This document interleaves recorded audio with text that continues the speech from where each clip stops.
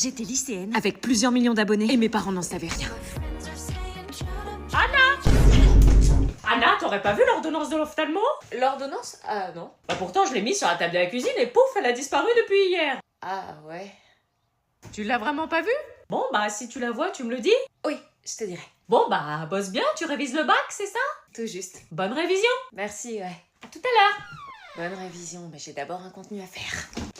Où est cette ordonnance? Il est temps de vous raconter mon histoire. J'ai essayé, comme ça, une fois, de faire une vidéo. Et ça a buzzé. Je m'y attendais, mais alors pas du tout. Mon portable vibrait tout le temps. J'étais noyée de notifications d'abonnements. 50 000 likes, puis 100 000 likes, puis 1 million de likes. Face à cet engouement, je me suis remise à en faire une autre, puis une autre, et encore une, jusqu'au moment où, du jour au lendemain, je ne passais plus incognito. Tous les regards étaient rivés sur moi.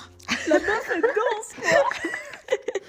Elle danse trop mal, Moi, je danse comme ça. J'étais morte de honte. J'avais pas anticipé que les gens de ma classe pouvaient tomber sur mes vidéos. Puis quand les vues devenaient régulières et mes danses de plus en plus travaillées, leur avis a rapidement basculé.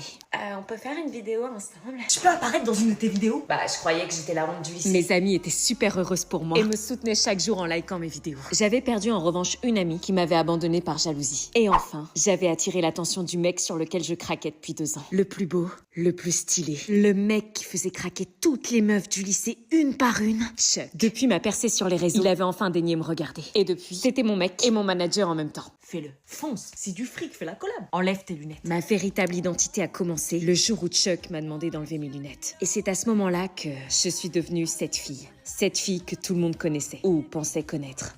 Et hop, c'est publié. Tout ça a été vraiment une vie super. J'avais tout pour être heureuse. Le seul hic, c'était que mes parents m'interdisaient d'être sur les réseaux sociaux. Et n'étaient donc pas au courant de ma notoriété. J'avais cette épée de Damoclès toujours au-dessus de ma tête. Ah oui, non mais il y a un moment, on peut plus, hein. Il fallait qu'en aucun cas, ils le découvrent. Ah bah voilà, encore un drame avec les réseaux sociaux.